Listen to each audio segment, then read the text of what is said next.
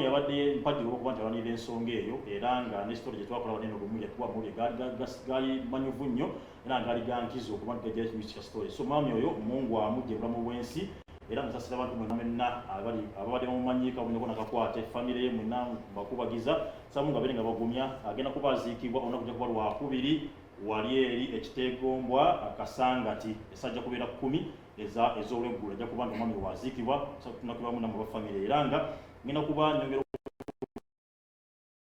nga mbanjira omusawo nakinku gwenze nga muyogera akaseera konna omwami oyo nga yavumbula eddagala ejjanjabi eddala lyaffe eryawo emiti egyaffe egyawano ngawuza ddala ddala wadde obwenjawulo osobola kuba nti bakebera bamanya nti bakuteeka mu byuma ebyekizungu nemanya nti wadde ekyebukuluma n'akuba eddagala egenda okuba nti likuwonya sukaali pressure ulcers cancer endwadde zonna asthma endwadde byonna byaffe ono ebigamba nti biriiko ddagala dokita kayinza kugamba nti nedda beera ng'ogenda gyali osobola okuba nti ofuna eddagala erigenda okuba nti kunyeza ddala onere ddala olina sukaali olina pressure olina asthma olina cancer olina ulcers olina ebirwadde byonna bimanyi bizima bya nabaana byonna byekuba nti akolako omuntu ate nga bwekiba abalina asajja natutulira obuzibu tusanga prostate cancer atufumbiye ennyo era okuiza mwenamena abasajja abali eyo abakuliridde ng'olina ekizibu kya prostate cancer beera ng'osobola okuba nti ogenda Dr. Kayonza akuwa eddagala okuba nga kikunyeza ddala obeere ng'oddamu okumusaza kimu nga omuvubuka omuto wamu n'okuba nga nyongera okuba nzukiza baganda bange mwenna abasiraamu tugenda kuba tusembera okuba nti tugenda kuba nga tusiiba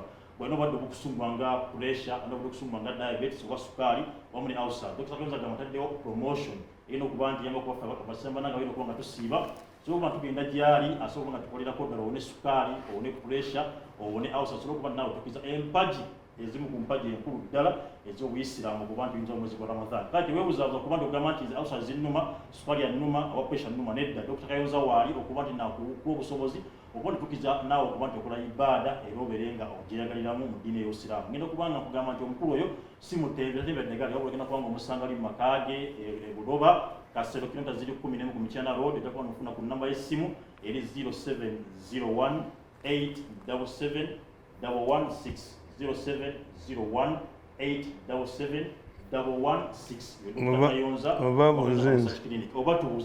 oba buzenze mulagire Dr. Kayonza ono oyinza kuba nti abantu bagamba ki Dr. Kayonza anti buli omu alina omukisa gwe nze ŋŋendayo n'empona ne bensindikayo ogendayo n'owona nsindikayo n'obakola ki gyo nabagamba kakati dokita bw'aba akuwadde eddagala n'olinywirako walagi kati yaba takoze dokita ng'akuwadde eddagala gwe n'olinywirako walagi yaba takoze limene cases bwe mubanga mujjanjaba abalwadde mukeberenga emitwetwe waabwe muyinza okulowooza nti eddagala terikola naye nga talimira mulimu abalwadde ngaali kweka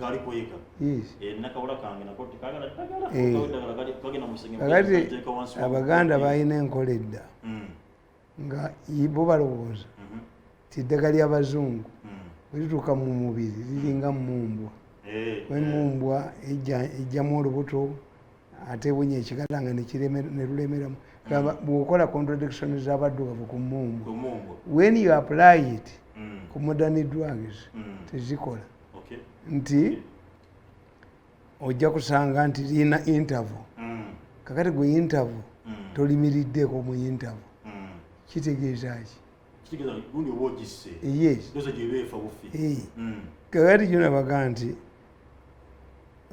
bagenda nebaga nti omusawo yanziba mukyala wange teyakomye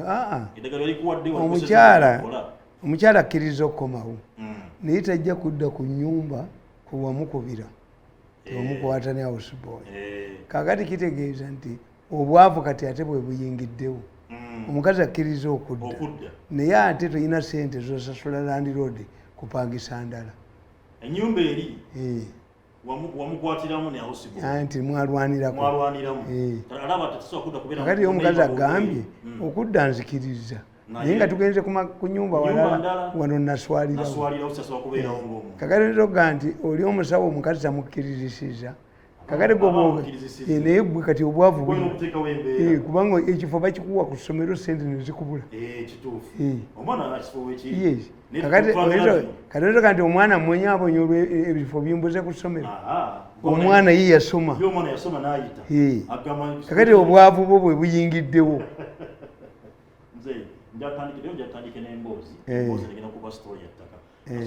waliwo naava okunkubira essimu aŋambye ali mityana babakubire babatemera emwanyi zaabwe kuba nti nabagamba the president is looking at Mirundi and Buganda Land Board but this is part of the problem ebyo ne bwanaabikola what about what we call obufere nti a man buys a small portion ajja ku kibanja nga mwakigabana n'agulako ak'omuntu omu muganda wammwe n'atwala kyonna kakati is it Miruland oba is obufere and obufere is supported by judges newunyiza naye mu Uganda muyina ebyewunyisa that's why I'm a very lucky man one nobody can ring my number there is nobody who can ring my number to intimidate me when I say something kiba kiwedde iri good face omulamuzi bamusalira omusango Masindi nga yagisalira banne ne gumusinga ku ttaka n'alaga mu office ya Nakalema ati a judge not to appeal to fellow judges kati gwe kitegeeza obulamuzi buveemu yes because a medical doctor to seek treatment from a witch doctor is a vote of no confidence in it. Nabagereka yalekawo Buganda Land Board n'agenda ewa Nakalema amuyambe ku basenze ebyo katugakubireko yes who can go there again logiki nze mbakubira ku logiki kwokka yesterday nabagambye and I can repeat it 100 times nti Musumba hands off and the judge of that factory in Matuga. Even last week, President Biden was discussing it with the if Musumba and the judge encroach on that day company unnecessarily, I repeat it 100 times, Musumba and the judge's passports will only help them to go to the toilet. So it is up to you. You go ahead.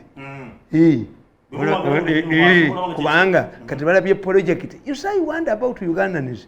This is a project in Matuga, a factory in Matuga, intended for exporting drugs to the USA. Kati Musumba agikuttemu n'omulamuzi Musumba tawuzanga musango ogwo omusango gwa mulema Musumba. I can repeat it. Nobody can kill me. You kill me at your own cost. Every maggot that comes from my body claims a person in your family.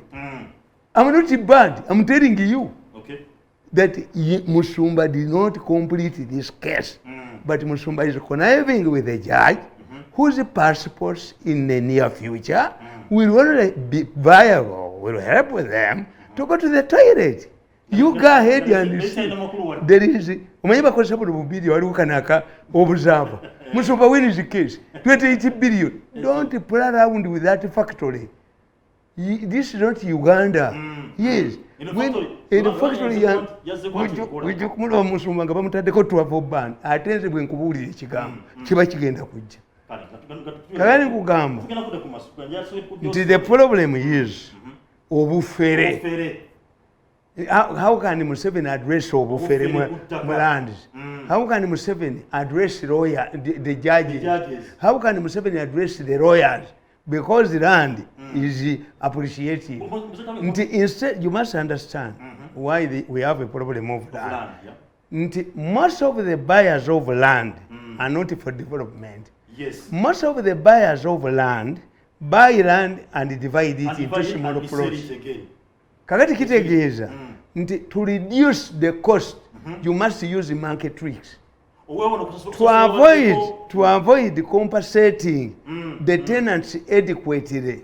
You must apply market tricks. okujja kunza ina shiriki ngusuula eddala sigenda mu kooti sina budde bwa kooti sina budde bwa ekyo toli nobody can intimidate Mirundi in this country taliyo kigezeeko nkulageko nga tonnafuna tosagambala masiki nze kubyange engeri gye nayita mu lutalo ne siyasa yennyini eyali mu lutalo nabyetegereza bulungi nnyo ebyo sisobola era sijambalanga mu lutalo lwetwogerako waluwira buwulizi oba walimu walwetabamu nalwetabamu okuva mu 81 nga ndi wakakiiko olwo yina emyaka emeka nalina emyaka 26 nga Museveni gwe batugamba muzeeyi emyaka 25 kati mu 82 nfuuka wa myaka 26 nga muzeeyi Museveni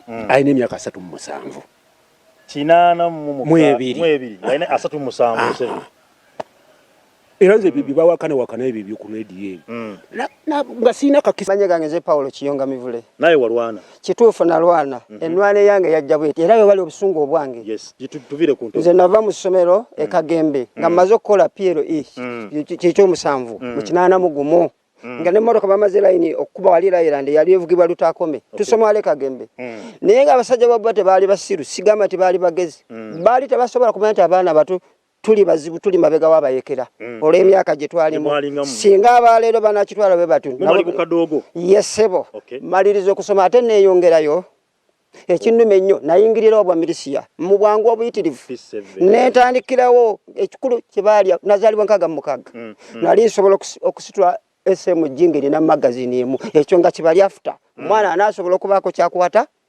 bweto nenjoyininga wansi nga waliwo taata wange eyafanga RDC Lefranti Kakongi naye kati yafa yala RDC wemoyo eyo netujoyiningira eyo ka unit eyo nga bagita Segu unit naye ng'eri under Mondulane eyali ekulembera jimu mwezi oyo katugugu oyo netujoyiningira ng'eno naye nga tusulayo kumpe tusulayo ekiro n'emisana tukola duties nga bolaba abakola mu ddwaliro bwokola during the time then ogenda then wekiro nakola ki abeera ku night duty amazima ganyini okuva mu 82 kuba 81 namaliza P7 saayongera kusoma naye nenyingira mu ebyo batutwala wano Kafuufu oluvannyuma lw'okuba basalawe ekalagala eno kweyo mission ya bise emikono Kafuufu okukira mu Lukola nga kwendi tukwata mundu era ffe bamu banoonyanga ne bannaffe abamu bafa abaali mu eji yange tatere ya muganda wange bayi yali mukulu yazalibwa 66 najoyininga n'emyaka 15 naye bangi bafu batwatijoyininze 10 nkakasa kati tuliwo nga 6 bonna bafu lwaki kakati ffe abasobola okusala endalinga lwaki Mukama n'ayamba obulamu lebe lwaki President Museveni tatufaako ekisoso ekyennaku bampanika nga omuziro olwokuba mu bamilisiya namalamu nze safuna namba mu maji namalamu emyaka almost era mbalina kubuuza muyina namba sajifuna mukuva linda nze ngenda mu Lukola batutwala fena twagenda gulupu nene nnyo naye nga mu madda emmundu zaali ntono mu budde obwo nga abalina emmundu ezimala abali mu kampu bebalina okugenda n'abali muki kati nga obanga civilian bwe batulina ne tujjula nnyo kakati abamu mugira musigale beeru nti ekitegeeza kisinga banaafuna endala then nga tukyaliko okumpi naffe batutwale tubeere munda olw'abasajja ebweru engeri gye baali batunoonyaamu naye jjukira ensi yonna yamaze okulaba nti oli mubayekera kati ekitegeeza onoonyeze batokyadda era nga bw'olabikako egoni kesi kati olina kubeera awo tudda tukomawo wano kyase nnungi nabeeramu muno nnyo ne batta nnyo bangi nnyo naye nga tusiiba mu kibira mu bibira omu wansi kano naye amaze nalina mukoddomi wange majambere naye akafa ebiseera ebyekitebere so ne President Museveni yajja mu kuziika najja ng'ayamba okutwala abantu naye nga ne bwaba akutwala e Kampala okuddusa mu kkuba ofiiramu ne bwe yaddusa yatwala 10 ndowooza abasobola okuwona twalinga 20 abalala nga tutwala kiro bano tetubalaba kubanga beekera baali tebannadda bakyaliyo mu Lukola awo ne tugenda naye ng'ekyanyambala kuba emyaka gyange gyali kyali miki abasajja b'obote kye baali batasobola kubirivinga nti bajuniya baaliko mu magye ng'omukulu tosobola kusimatukaawo naye nga nange olw'okuba waali be baali bayita abayusi by then ffe twali bamilisiya naye bali abaali abayusi nga mwana yali wa ku kyalo nga ye ajoyininze gobote nga waakulabirako asonga mu bwati n'ayogera erinnya gwe teri kuwoza wasongeddemu awo obalabanga bolisanga eyo bakusindise so nesanga nkomawo wano nabalibwanga omuzira kuba nabeera mu maje emyaka 2 and something like nafuna n'omudali kuba saita mu kituli gwe guno era gwe guno saba mubbe olwekyo kyendako ate jjukira bagenda okulonda okuwa omudali ensi yonna emala kakasa nti omwana abaddimu era y'omu kubaawonye oba kubasimattuka nagujja kyegove playground effort potlo nenze kyannaku nnyo sente zange nakozesa sinza nokuba newule okugenda ekifort naye balagira jeno tumino yatudize emitwalo 3 ndayiraga katonda mu ggulu twawangayo essimu sente tezaaliwo mu kiseera ekifort potlo naye nga yali wakuziwereza ku masimu nawaayo ya airtel abawaayo MTN bonna bafuna emitwalo 3 naye buli eyawaayo airtel teyalaba ku sente kakati nagayinulwamu ki saasoma kitange yalina sente esitowa y'emmwanyi namba ezaali zisobola okunsomesa ne bakuteeka mu lutalo kakati ku ssaawa yali sina nakyenene laba ne wakitange bwafaanana nga n'emmwanyi ze basajja bobo tebazitwala ezaali ez'okubeerera abaana abato abaali wana baka kati naganyulamu ki nga nekitange yafa talina kyafunye kati kyolowooza olwo ndi musanyufu nnyo nze seba musanyufu engatta eno yali ya muwoozi yagindeetera yandeeterako n'empale nnya zino gwali mugogo gwa 2 waliwo n'omugogo omulala ogwambulako naye guno nagukuuma olw'okuba nti mu biseera ebyo engatto yali nnungi nnyo ng'ate muwoozi oyo nga tagisobola ebintu bingi byalina baazijja masindi najja naga nti owaaye onkuumiddeko nnyo manya ondabiriddeko nnyo kwata ebintu bino sibisobola omugugu munene ate tugenda kwe kufuna engatta eno ku muwoozi mukadde wange kikyosaba era gwe nga gwe ssaawa zino eno obubaka bugenda kutuuka omukulembeze omulani chief osaba kikyosaba obulabi bwange okusinziira engeri yenafiirwa ennyo obutasoma ekyokulwana mu lutalo kino kankyogere enganzi saagendayo ng'omupangisa eti nali wakusasula sente bweziti nagenda kuyamba na kitundu kya oba nansi yange saagenda ku musaala naye bwe nfunayo akasente ne beziba bukadde 10 mbwagala awange wafaanana bubi saasoma awo wewange ddala kuba wale wakitange nze ndowooza ne baba batabani baabwe abangobereza obugobereza we basula ntambuza bigere ate eggaali ani yagimpa naye sigiina wangi taata naawe ensonga y'emu naye wakuba emmundu era nina n'essasi mu kugulu olifuna mwaka ki gye yali 8 ndifunira nakusibyaki ngenda otuuka endejje tutambula tuti olina emyaka emeka emyaka ndowooza nalinga mu 14 okusoma kukomye kati okola ki ndi mu kyalo nnima bano bemakubana b'emmundu baliri beeyagala bakulu nnyo muloka bavuga nnene bali kaweweevu mpe enkoni gye bavuga ng'abaakola ogw'amaanyi twabeeyimirira nsota baano ekyokulya wadde tuli mu kyalo naye kitutawaanya kuba mu kyalo muno bw'otobaamu na mitwalo 2 oba mutwalo tekifuddeko yo nettaka ate entakala emba naye bali babbako balitwala nga bwe baagala bimwala ate mulaba bikomyewo temina kye mwafu tetulina mirembe mulinga balanira obwereere era bwereere yogera bakuwulire mbadde nsaba waggulu walibu bwe wange nasikirawo obusikizi wali wajjajja ng'azaala kitange muganda w'ono muzungu mukulu wange yakuba ku mmundu agalamidde awo mukulu wo yaani oyo yalina nnyenya bbeeni naafa kati nze nenzija naliko mu kibuga mu kwetaasa natuuka ne mbivaako nzita saafuna mukisa ono baagambye bye byatwala nafuna bufunyi mukwano gwange nammulula natandikira kawempe nenzira empereerwe netandika okweyiya nebigaana nenzira kikyosaba nsaba buyambi embeera mbi n'ogenda mu ddwaliro eddagala tokola ki tolifuna okujjako ng'olina mane paasi nga waleti ezitowa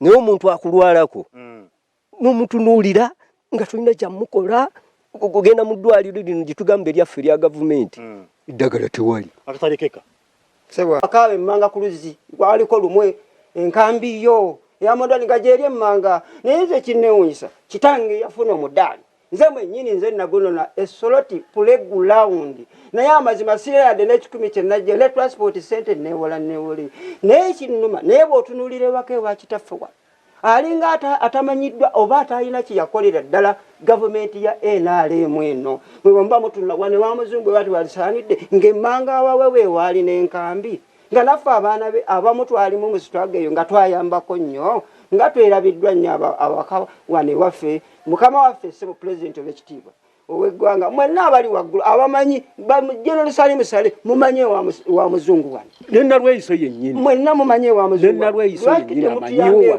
bwe wati ne wafaanana ng'awo abalala walabikako obulungi ng'abalala mubakolako lwaki wano wafaana bwe wati mukulu Tamale nawulira nti wayike enakaseke ate bwe nkulengera mu bifaananyi ndabanga omuntu gwe nalinda byeko mu lutalo wano naye ddala lwaki temutwogererako abantu abatiiwawo omusaayi bannange mwagala abantu tukole tutya mutana nnyo mu gavumenti eno kuba zukulu be bonna nga bw'obalabye naye era tayambiddwa kati tavuddaawo Matayo Sebugenyi yava mu Masimbi eyali omusajja omulwanyi wa kabaka okay kati batutunulira ebintu ebyo byonna lwaki ffe tutuulibwako mu buli kimu kye tuba tukola bwe buyambi bwe twagala lwaki ab'ekigo tebatufuddeeko ab'emmengo nga bwe yali omusajja omutabaazi Masimbi tebafuddeeyo aba gavumenti tebafuddeeyo Yowana Badesta Lubwama muzungu bamumanyi ng'omusajja omulwanyi taata wange Vicencio Kigozi Nsiro yagendera omwo taata wange nzijukizaamu taata wange Muguluma yagendera omwo Lieutenant Kakonge atyo kati waliwo ne mukulu wo mukulu wange ne yagendera omwo Luboya bade Baxter ne yagendera omwo nandekera abaana ne tubalabirira mu ndabirira ng'era ebintu b'obitegeera ne basobola okuba nti bayiseewo nabo ne babeerawo naye kati abantu abo bonna abaagenda mu biti bino bisatu nti ewaka Emmengo yali musajja mutabazi yes mu gavumenti ya wano abantu bange bagenderamu bange balwanyi afiridwa abantu biki bonna bagenzi tetulina kye tufunyeemu mu ddiini Kasana Luweero diocese ye Luweero tena ekozeewo ki batuwa ebigo ebyo mukaaga ekyekanyanda kati efuuse Paris yajjaffe kye yawaayo ne batandika embeera eyo kati ebyo byebimu ku bye twewuunya lwaki ffe buli kaseera tubeera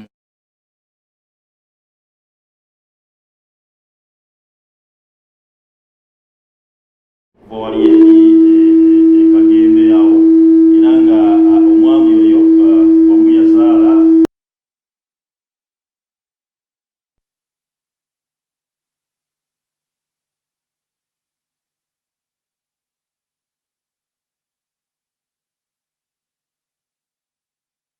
ku baana ba muzungu era nga bagamba nti bonga bo tebafunye mu nsonga ekuba nti balwana bagenda mu lutalo nga bakyali baana bato nnyo ne bagenda okuba nti bakuba emmundu ne bavaayo olutalo olwo ne bali kye bafunye basuddwa tebalwa nnamba bagamba okuba bafuna kasimbi bagenda okuba banoonya kasimbi tebane kye bafuna balekeddwa ntayo okuba nti bane kye bafunye ate nekyennaku bagamba mu sitole gye bagenda okuba ntufuna omusajja mukulu muzungu naye ettaka era liwererako ddala naye ziddibwabbibwa ate ng'abamu abeeko baana balabanga mu butuufu abantu abakola omulimu ogwo mulimu ab'amagye mulimu abapoliisi bayambibwako abakungu abamuso beebuuza bo bennyini balwana bati banunula eggwanga okuba nti kiggwawo kitta abantu nebiki byonna naye tebalaba ate essaawa zino byengenda okuba nga bibeerawo wamu n'okuba nga tebana kye bafunyeemu kyanga balwana tebana kye basasulwa wadde n'ekikumi tebasoma emisomo gyafa naye waliwo obukulu era tubako bujuzi bwetwaba ku mawulire awo gabadde gayitingana ng'omukulu minisita wa state for lands Mayanja agende n'abaako omukulu geragire bakwate omukulu nga yesula Sserunjo yali RDC mabegakaawo mu bitundu by'ewakiso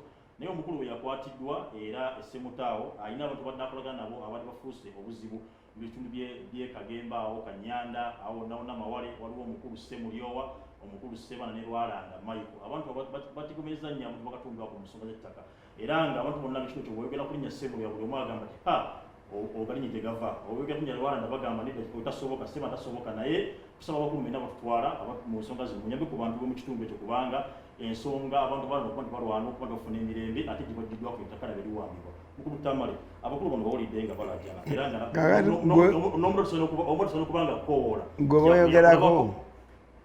gwe boyogerako tobamanyi kakati ngoyo muyanja gwe yakutte sula mumumanyi sula yali musajja mutunzi wa kyalaani ng'alina n'edduuka ng'olutalo lutandika sula nga musajja mugagga era mukyala w'omu abasajja boobo tebagenda naye yakomawo ng'olutalo luwedde pulezida n'amuwa obuvunaanyizibwa simuyigirize nnyo naye mukubba tewali amwenkana. This is the problem with these people. Tewali amwenkana. Nze first of all eyo mu bujekera naliyo when I was young. Two, I know what happened historically. Museveni bwe yajja abantu abo eruweero teyateekayo muntu atali muganda. Waliyo omulangira Mawuya, waliyo Kaddu. In fact be basooka okwekolako ekikyamu abo abantu beruweero. Why? When they had no leaders kubanga tebaali bayigirize. Kakati baleeta district Kaddu oyo muganda wa Lutamagozi yalwanyisa nnyo abantu, Lieutenant John Kaddu.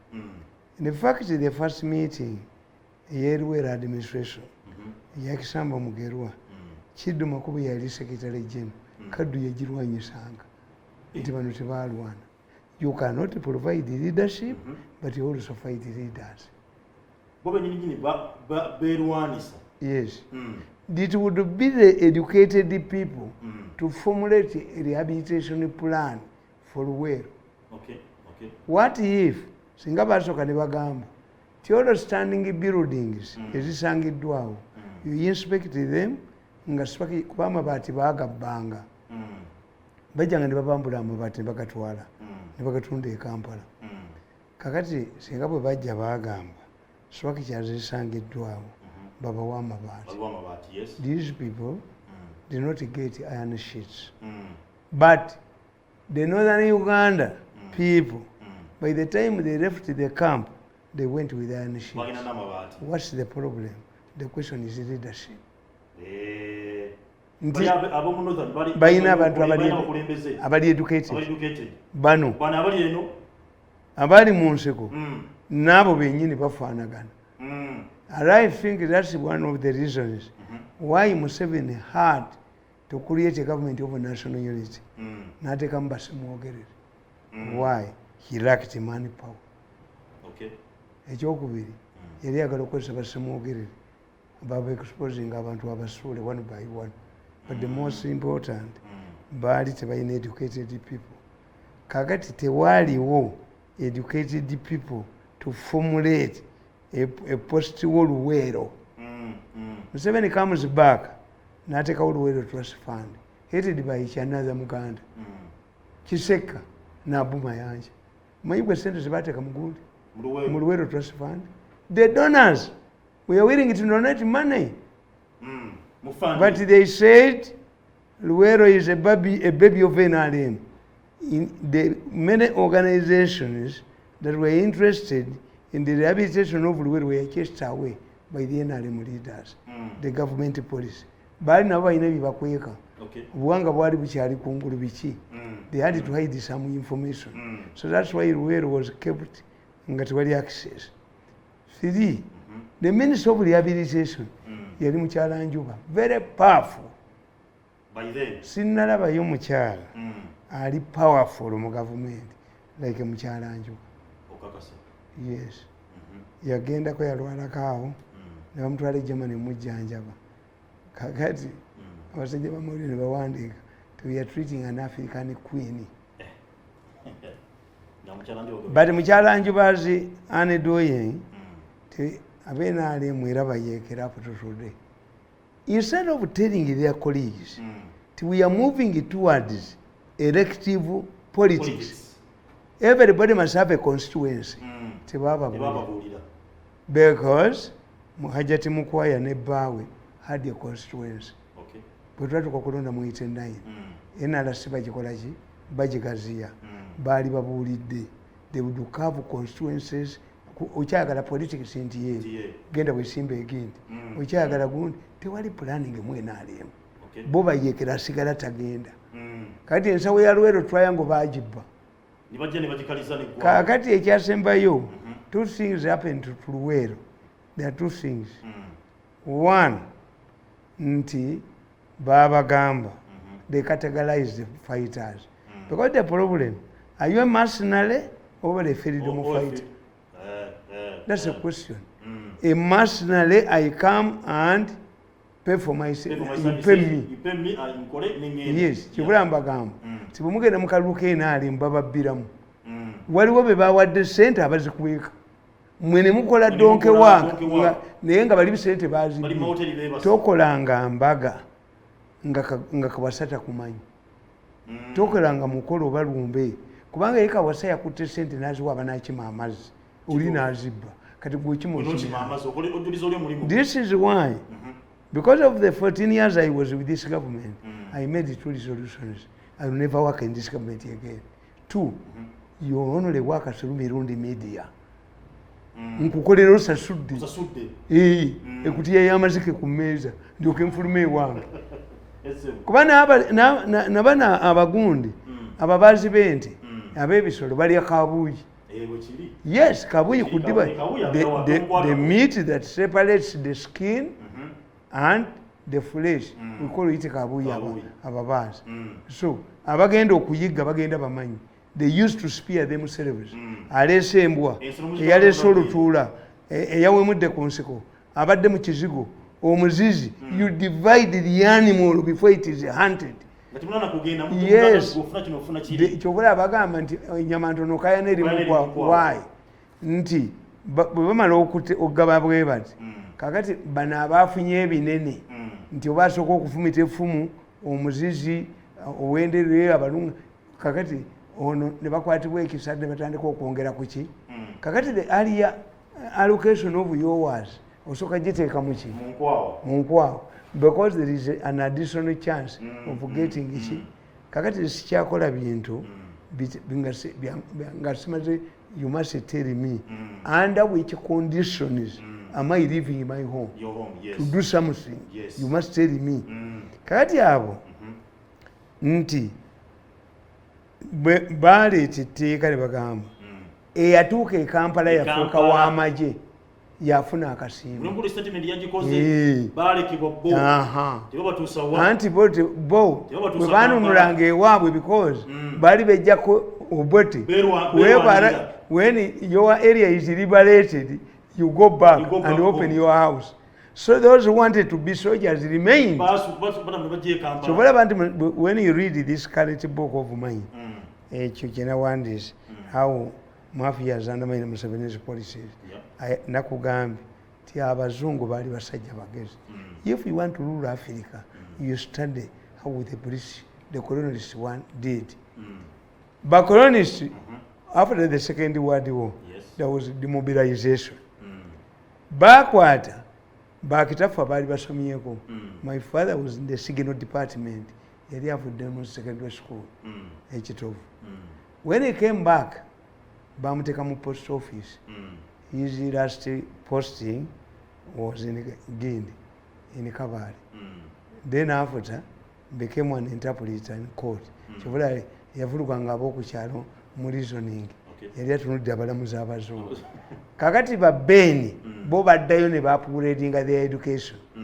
The northerners decided to remain in the army. Naye bano bagenda ne sente.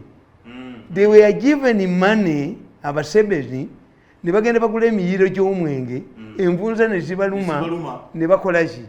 Era when you read my book I tell you nti the beer sellers, the women who were selling beer at that time took advantage of this colonial money to become land buyers.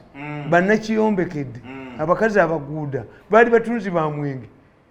olw'okuba bano abasajja abazungu baabala bano abagenze mu nsi tebajja tutawaana mubawe ssente banywe envunze zibalume bagwewo era I dismiss the argument gye twasomanga mu history because these ex-servicemen had seen the invisibility of the white man being demolished nti bwe bajja bagitatinga for independence abaali bamaze Museveni agudde n'amagato ge nga ne kabuuti bazitunda ne bazikolererako obwenzi baziyitanga tugwe mu ttuba kabuuti z'aba 7 tugwe mu ttuba nga baseveni bazitunze envunze zibalumye tebakyasobola nakusitulanga. That was the strategy of the bazungu. The brain ones were retained. Those who wanted to remain in the army remained in the army. The rest were given money to go and drink. Yes. Kakati bano a problem eriemu nti that's a very big issue. Tebayina leadership mu Luweero. Tebayina bukulembeze. Luweero tewaali. Okay. Kakati without leadership nga ye president bamwagala mulabako. Tuludde okulabako. Muganda president bwayogera erinnya lyo ku mukolo. Ne bwatakuwa ssente. Amanyi seba amanyi. Oba akumanyi n'otwala ki ewuwo. Fe tubeera ne bababazi. Oye wambabazi ayita mmanju. Ewakuteesa ayita mmanju. Oyita mmanju n'ofunayo ki? To what benefit has okuyita kw'emmanju benefited you? Yes. Two, because of leadership. Beeyawulamu. When you go to these areas mu Luweero mulimu abaana abasomi. Nga Museveni yabaweerera abaana b'abalwanyi kubanga when it comes nani nkubuulidde bannalweyiso bwe bajja balina biases zaabwe fitino yonna lweyiso neryoka etambula yatandikirawo. Yes, abo abaganda abo omuganda bw'atuuka mu kifo yeefuula ow'ekitalo n'atalowooza ku banne esigala teraama. I don't blame Museveni at all. Okay. Why? Museveni maintained a ministry of Luweero Triangle. Museveni kuli andi nkubuulira baalitaddewo gundi a ministry of Luweero Triangle must come from Luweero. Kakati it is no longer Luweero Triangle. Yes. All Abegiri areas became part of the ministry. Why? Because immediately after the takeover, Museveni faced counter gundi. Insurgents. The war was in Iteso. The war was in northern Uganda. The war was in Kasese. So the importance of Luweero ceased. Other areas became Luweero. Okay. When you are talking about kakati abateso, gundi, restocking, bajibiddemu sente mmeka. Abateso, even if you go to day, restocking bajibbiramu. Kubanga bali bannannyini kintu si baawa sente. Alina okusasula. Nabagambye the president directed all of the money, all of the debts that he has been having from akalulu ka mukyala mukwaya nange mbabanja miliyoni zange 7 mubawandiike biri mu mawulire era olunaziwayo nga bazibbanga badduka. Why don't you announce kubanga ono omukyala ali ku secretariat mugezi I like her yagambye Museveni oyo omukyala yazziwa ali ku secretariat kati omuwanika. Whenever I come here your people abuse me. I was not in Luweero. Clear these days. Yes. Kakati omukazi abakoledde naye olaba nti tewali announcement. In fact, the list of ababanja would be displayed even in newspapers. The list of kakati bagala okupakiramu abataliimu mukwate ku zange mbawulira mukukuta nja kuzimbyako omwenjovu. Nyamunuti ejoko nange tebambuulirako muntu. Somebody whispered to me. Mukwano gw'omukyala mukwaya nga nange andese bweru. What type of Baganda do we have? Anti yamugamba yasigaza amabanja. Radio zonna zibabanja. Empapula z'amawulire zibabanja. Abantu bonna bababanja. Ne mukyala mukwaya is hiding information. What does it mean? It means that even the people who are going to get this money, Balala. And Museveni, the debt will remain there. This is his problem. That is Museveni's problem. I wonder if the Pope can control the Catholic Church mu globe yonna, how can Museveni fail to control this small country? What if nga yalina Tanzania oba Kenya eri mu Uganda 5 oba United States 54 states? Kubanga bali balina structure ku ground. Museveni talina structure ku ground. Why? Yazimba ekintu kye ku temporary basis. Mugenda ani abagira omugendo? Ani abagira omugendo? A temporary fee? What simaina kumanya oroza singa obufumbo tubuza ku contract bakazi bameka abetegefu okuwasa ti contract eriri new. Something must be permanent. Yes. Kakati that mistake was done. Ndi Museveni yekyamuyamba, he did not start a party. Yagamba guno mugendo. Nagobereramu emyaka gyemeka. When you read my book I tell you ti emyaka egyasooka from 86 gyali 0. Yagamba emyaka ena negigwako nti wali constitution. One person stormed out of NRC. Yalizitwa and he went back. Why? He underestimated the mood of the population. Kakati that one, I don't know how you can do it. Ekyokubiri zino saako biki kubanga mu Buganda bwe tuba tugaba omwenge ekyabafumbye emmere ekita oba kukozesa soda ziba zokka. Omuwumbo gw'emmere ogwabakoze n'eseffuliya y'enva guba gwokka. Nabana abalala, yes, this would have been the arrangement. Nti abagenze mu manje bo bagenze kufuna mirimu, but they are not many. Zinabeeranga eruwere. There are areas where NRA could not stay nga babaloopa. The people who fought Gombo rulers are not many. They would have been handled at that time. Yes. But because of lack of leadership and the selfishness of the Baganda as a Gundi nationality, beerowoozaako bokka. When ye Muganda kasa Omuganda amala okusoboka mu banne toddayo weerabire gye wandaba. Abawesana ate kye basingako nti muwesana kana accommodate ate banne. Naye Omuganda kasa omuza first of all ali yeetya. Omuntu yenna yeetya takola decision. Why? Bananyini kintu. Ne yali eruweero nga bano bayingiridde kuliko be bananyini kintu. Bona oboogerako bajja kutta. I'm not that type. When I'm fighting for my right, I'm right. This is my country. Kakati eyo problem yajja. What can Museveni now do to these people? It would be possible. Why? Abo baana baabali kubanga olina okumanya how old kati nabo baalwana kati eyo gurupu bw'onoogigamba nti yewandiike ng'agabbi gateekamu abaago agabbi gagenda kati Museveni n'amala agamba nti abantu abafaanana bwe batyo as he has directed ti all debts accruing from the past elections must be paid by the secretary ne basirika bonna sente bazitwale era naabo n'amala agamba okujja nga yafunye enganzi anti nze mba njagala kusolvinga problem. Kubanga those people are bitter. Let me tell you mwekambabuulire mbalaba wano baganda bange bano meeting yetudde bali kwimini paasha baabano batudde naye nze gavumenti ya Museveni njewuunya abasajja ne batuula okusuula Museveni balinga ngambye mukulu wange olwaliro gyenkedde nabadda nga neebuyumba n'abantu okoowa nange ne muganda gavumenti ya Museveni alinga omusajja nga bawasa mukazi we nga meeting zituula mu lujjalo babano bali kwemini paasha babano bali kwemini paasha abasajja batudde kwemini paasha naye owayisiraayiri tayinza kulinnyayo bamaanyi nnyo basajja batudde babano kwemini paasha era bandaba bali mu lukiiko bateesa busika babano mwebala babano mbalaba tewalina poliisi teyinza kulinnyayo okyola bamuleeta tali okyola bamule naye nagambako nako olumu naye negamba pulezidenti nemugamba tigendayo olabe abali wano mukolaki wano bayinza okutema naye ate bayinza obutadduka babano bali kwemini paasha tebamutya kakati the issue yes nti mbagamba nti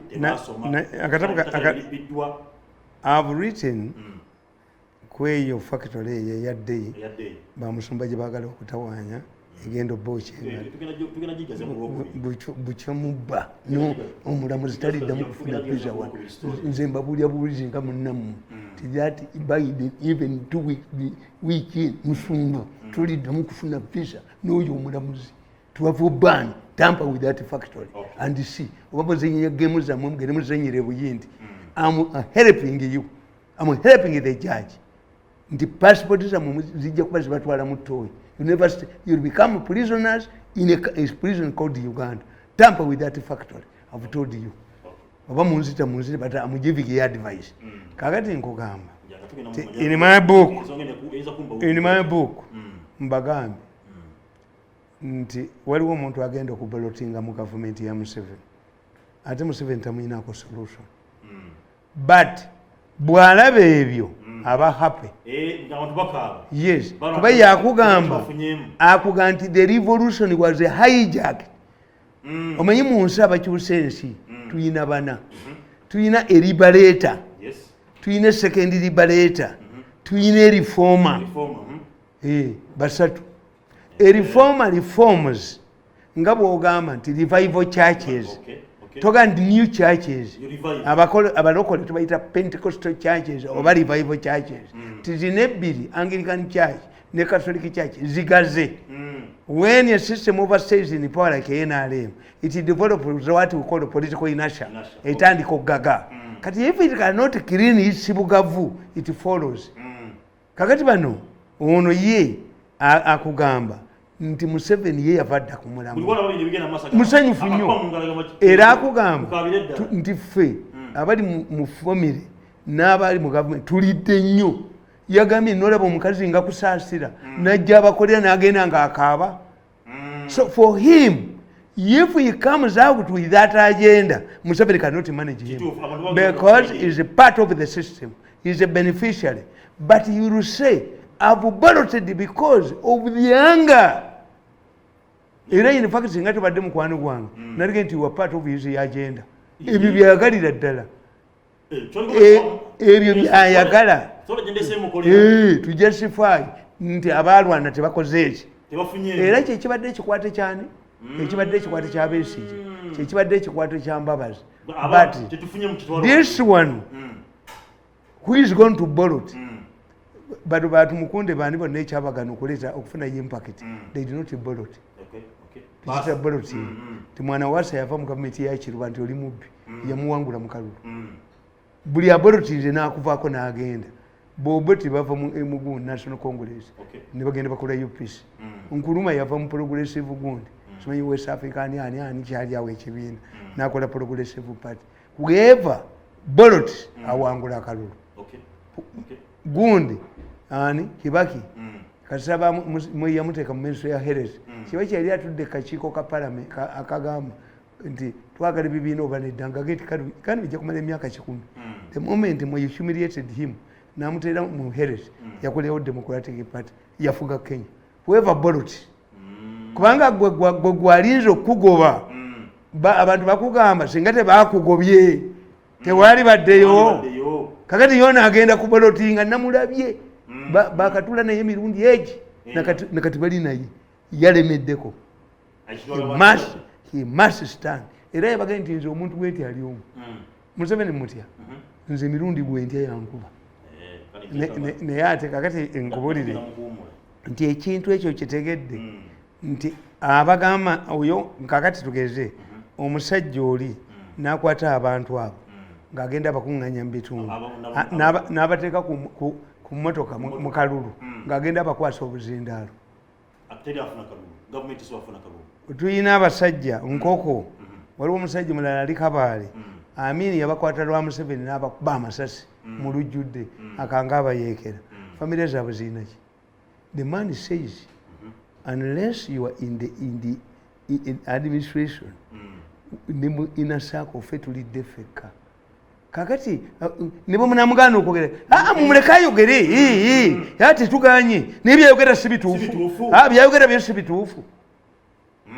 Nagenda ne mbagamba nti Mbabazi ajja bagendaga nti nze mpagira Mbabazi kati bayinza okulowooza nti oyo muwagira tetwagala nako nakamu naye nze mbabuulya strategy nti abantu ng'abo omusajja akugenda ne bumpa obukadde 10 ndaba akayumba kensula naye kakati kankubuuza ekyokubiri nabagamba ti bw'oba oyagala omukazi akutte ewaka abatamanyi mateeka ga bwenzi omusajja omwenzi bw'aba agenda mu loogi ng'agenda mu loogi tanaaba busabbuuni bwamu aweeka gwagenda gwe banaabeeka agenda nayo bw'aba agenda okutuuka ewaka alina okweyambulamu engoye alina okwekyekinga okukola kyeki nabaga nti bwolowooza mukazi wakuhaginga aba akahaginga gwe nti okomyewo awunyira kawoowo bali strategic very strategic kati ekiruma abantu ekiruma omukazi oyo kwekusanga nga landiroodi ababanja emyezi 6 abaana tebasoma balya ekikomando omukazi n'akwata akapapula ka logi lisiti ya lumu service ne logi akutta because the argument is you have the money but you are misusing it. Yes. Kakati one way of undermining Museveni is publishing government financial scandals.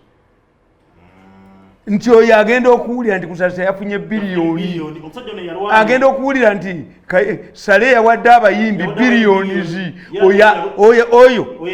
oyo fe Abaganda tuga nti twekisiza akira tunamumma bw'oba oyina emmere entono abakazi bagezi ayinza okuga nti taata gundi wali wakuyita gwerire eno mufumbiro talina mmere ebamala. Yes, naye awulira atya?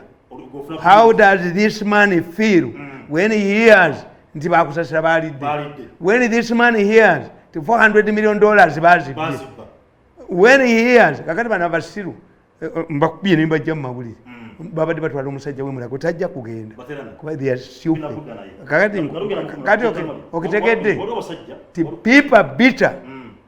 Those people are bitter. Yes. You cannot dispute it tebalwana, but they are hearing squandering of money, misuse of money.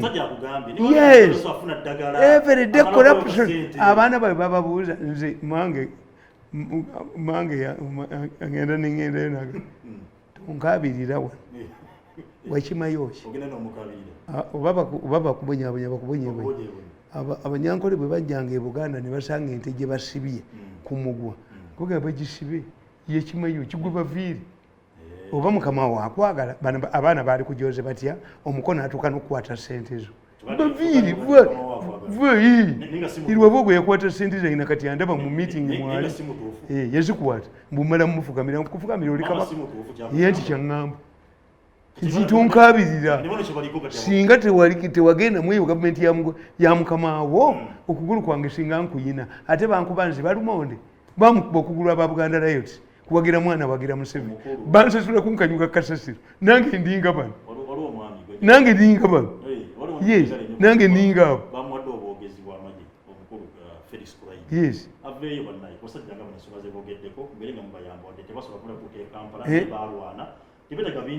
waliwo agenda obayoola amuteringi abo abasajja waliwo agenda obayoola abayoole abasimbe mu campaign. Ate mu kitabo kyange mbawandikidde ne mbagamba nti Masaayi bamanyi empologoma. Empologoma etya ebintu ebi etya empisi ne Masaayi.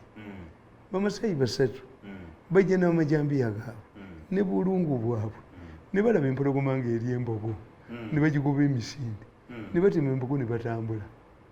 Kuba empologoma bagizika. Empologoma kasita ogisookinga emala essaawa 7 nga terina ddangula. Empologoma terya kintu kitatambula oba kitadduka emala kukanga n'obugabi bukanga. Era ffe abalunzi b'ente empologoma omulala oddira nte ezo nezitadduka ente terya erikundi. Kakati ono bwe mutunuulira tafaanana babeesiye n'abagundi. Museveni has no solution to this man. Buli kyamukola kyonna amusibe tajja kumusiba tamusobola. Tajja musiba tasobola musiba tasobola kumwavuwaza anti anamwavuwaza ate babazikulu be banaalya ogwo musota guli muntamu ajja kubayoola abo agenda kuyoola abantu abo abajje Teso nti bukya lutalo lw'Etteso luggwa muyina ki nga baga katumugezeeko omanyi abantu babuguma olubuguma ono abadde munda ono abadde munda ono ajja kukola ono abadde munda ono abadde munda ono abadde munda nkugamba the problem is not Museveni. The problem are the messengers of Museveni. Nti ne wadde nkyogedde ekyo ti Museveni yalagidde basasule amabanja gonna. You will not see anybody announcing. Era nezo bagenda kuzibba badduke. Nabadde mu bitundu by'ekirolo Kagembe Kawumu Mawale abantu bayo bangambye era obaka kuba ne mukulize bulungi waliwo abasajja abefudde bannakintu tebagambwako kuliko omuntu weta Semulyowa waliwo Sebaana ne Lwana Damayiko bawali gurupu yemwe n'omukulu Sula Semulyoji bakigumya abantu babatwalako ettaka lyabwe balinyaga ne balina mu litunda biko n'omukyalo kakakositolo omukyalo omukadde yagenda era Semulyowa yamujjako ensimbi z'ekyamwe ekyalo akubaganda asayo teboogerwa tebakuonwako anti kiri bwe kiti nti there are many ways gavumenti bwe baba bagisuula bagisuula mu ngeri z'amaanyi. Nobody will go back to Buyekera. The issue of Buyekera has gone. In fact, kankubule abo abaleekaana abo abalaganga bwe balina mbugibwe what they don't know they are indirectly creating the stability of Uganda. If those ones are crying, who is going to risk yezi area fegerera ani agenda okuddamu ekyo kituyamba nti singa omukazi anoba n'akomawo ayamba bano like me a woman who divorces and goes not to return helps the incoming wives kubanga onaga nti ejja kudda nekateekayo yakomawo negundi yakomawo ajja kudda oyo ajja kudda bagenda ne badda abiri analyayo ki kakati oyo tebakyuka. There must be a person who tells you in the face nti muli bajuzi mwanjoga ne munkanjuka kasasiro obusajja ono nakwata sente zange obusajja obwanjoga ate mbusanga njabusa msajja kubaga n'omwatti munne kakati eti miri have my freedom when it comes to national interest I come in but having restricted to an office where I can receive orders, no, I cannot do it again at 63 kakati n'ekyo bwe kiri nti abo anti Yesu era when you read my book nkugamba nti abasajja bano bakola bwe bati they say nti bazudde abantu Bobi Wine yafuuse pastor Nuupu ezuula gwe basudde bayibuli erimu omusamaliya omulungi bayibuli erimu omusamaliya omulungi basanga abantu gwe basudde ne bamutwale wa Bobi Wine n'amusabira n'atambula kubanga baluki batamanyi Bobi Wine yayimba oluyimba nti kyali kiwa teyateekawo omuntu ataddemu pamba mugondi mu nnyindo nti mulambo n'asaba obujja bw'oba oyagala to investigate Bobi Wine you must have the background of a Katemba man. Normally who finds the people who are thrown on the roadside? The drunkards. Those are the morning people abajja mu butale. If he is thrown mu forest abayizi abaana bagenza okusenya enku ente the cattle keepers ente zirya muddo wali muntu yafiirawo no kakati timiteriyo who finds these people who throws one bavaawa ne babasuulawo nga Bobi Wine abanuupu be balina okubalondawo babatwala ewaani ekamooja. Two, if the law, the constitution does not allow torture, bw'ondeetera atochalingiddwa okuva mu poliisi yonna ne muvunaana omusango omulamuzi yaligobye mugobe with awards for treatment. Naye omulamuzi ono agamba nti ono alabika obubi nga bamugamba dda nti tokkiriza obujulizi bwonna obuweereddwayo ku tocha buba bufu mu kifo ky'omumuta amuga nti nkwadde rimanda oyo si wa Museveni Museveni, in order to fight those people who torture people, is for the judges to release them with awards, unity awards. Listen, why is it that those who are involved in the tortures are not arrestable?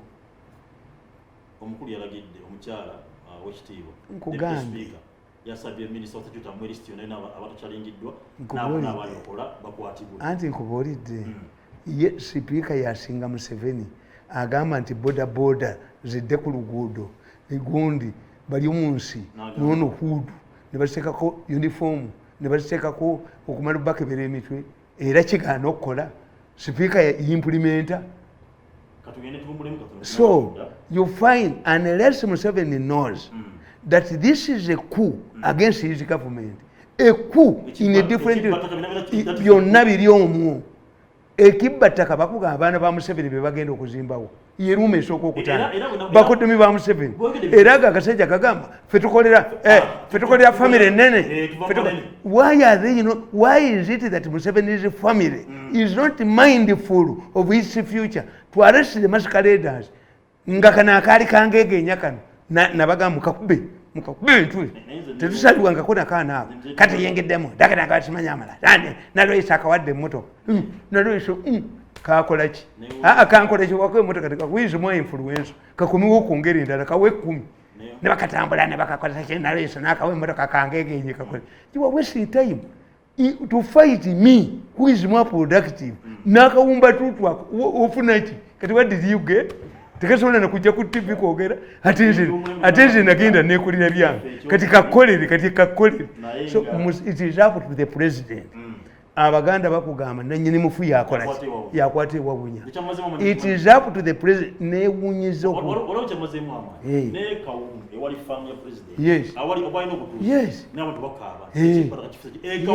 ndi bakaba ekibagonde naye nga oyo gundi ani oyo Serunjoji nkweye nosanga omukazi n'abakooba ne bakuba mu mawulire gaabwe ag'obusiru obw'amawulire bwase minister senior minister disowns Mayanja.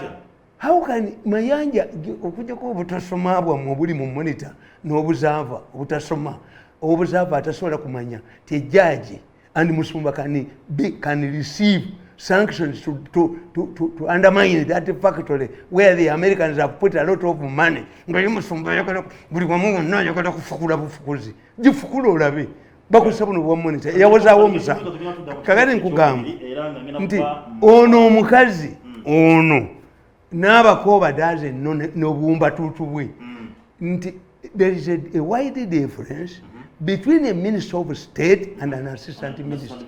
An assistant minister only receives the instructions from the boss. Yes. A minister of state has a docket. Yes. He is not under anybody. No. The only thing that combines the two is the permanent secretary. Chobola banti Mayanja bamumye sente. Ati atobe wasoma amawulire obwo okulyanga ebinyebo bwebagulanga ebinyebo bwasoma amawulire gali ludda. You don't know the difference between an assistant minister and the minister of state.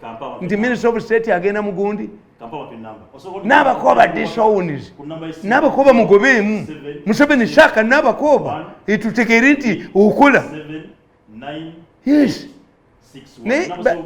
bagizanyiramu eki Nigeria gavumenti ya Museveni nogizanyiramu eki abagobe bagende omuganda ga nti omukazi akuno ndibaza mwena batambulanga kutama naffe obaka mufuna bungi nnyo ngenda kubanjula ekyokunywa kineeno Jane Herbal Tea Drink kyakunywa kiweweevu okunywa nange nganywa nnyo okafuna ku nusu 10 zokka somakiriza enjawulo maduka kuba kati najidde mu mmotoka ndala kaneeno kakola miti gyaffe gyano ginnakabala era nga sobola okujjako stress alokwanti mwogeragera nga mu Tamale nga nnyo kanyamba nnyako bagambye n'abavubuka bavubuka omanya abavubuka ennaku zino mwagala nnyo amaanyi mumulowooza buli kimu kyakulwana Banyanga jama sasa. Gwe nawe naye ngero kubati obera musadifu ewakanda bera kwande bakube empi mu kisenge n'abaana abasoma kabayamba okubandi bakakana banga aba basomyeko bakati bakakana gwe naye kubati obera bulungi. Kalungi nnyo. Atanka sukari wala kali sugar free so tukafuna. Kantu kalungi nnyo. Zoka.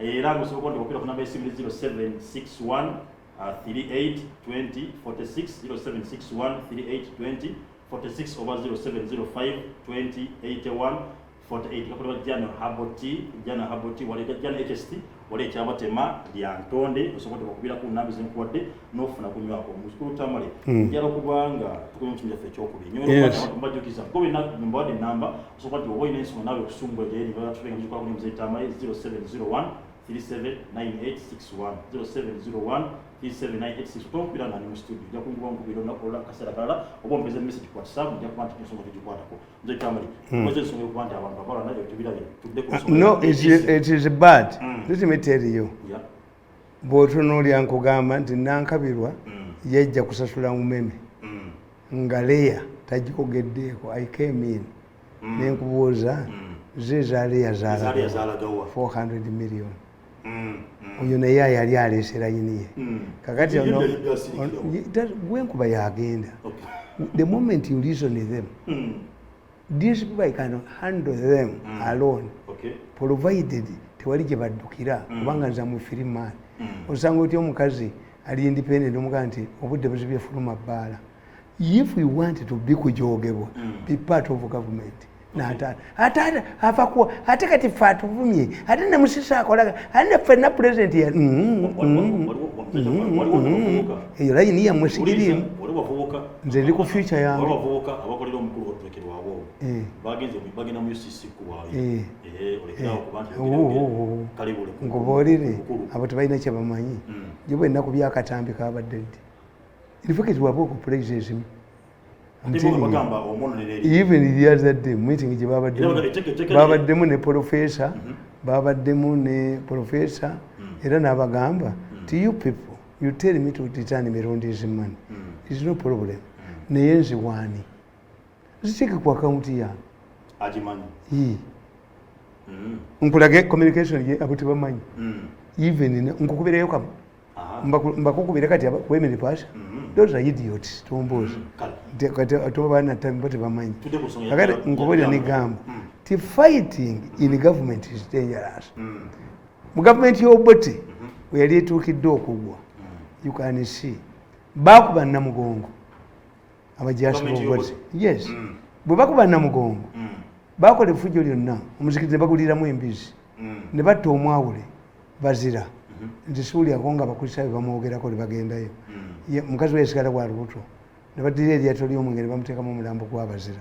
ne bagenda mu bakatuliki Paulo Mwanga minister defense vice president najja neyeetonda remember very well naliwo Kawuma n'agamba nti naye lwaki kyemwetisse temukyetekkula kati Paulo Mwanga najja n'ayogera tibannange mutusaasire tugenda nga gavumenti ku lwa gavumenti mbakakasa tuwanye ekitiibwa eddiini kifo kino kitukuvu nnyo naye mubakole embalirira mujimpe simisa apona akyaka yalinga nti bamutumye yagamba nti I want tell you Paulo Mwanga is a minister of fundraising not vice president nga Mwanga wali minister of fundraising yes nakwotinga bayibuli nti nga bayibuli nga Yesu we yakuba ab'omu yeekaalu ng'agobamu abakubi bakalata nja kudda ekiwuka bwe kyekweka mu bisasiro enkoko ekibojjeramu Mwanga teyayanukula Mwanga did not answer yasirika busirizi vice president minister of defense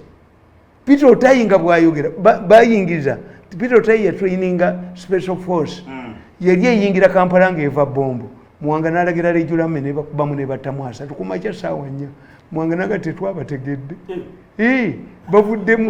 bavudde bombo tubadde tulowooza nti bayeekera ba Museveni yattamwaga gavumenti ya Museveni teyinza kubeera mu disorder ffe tubeera scared we are scared people are becoming scared nti why Museveni is also lose omanye omuntu omukambwe banga mwanga okutegeera nti ekintu kikoze eki nti omusajja ne baga nti omwana bamutidde mu sseero eya poliisi mu Kampala Edenia News ya monitor inanga tayogera abalala tebawogera mu Kampala mwennyini kubanga muyina okutegeera ti human rights violations ate zigenda kubeera intensified lwaki omusango gwa organized summary judgment gwabasinze.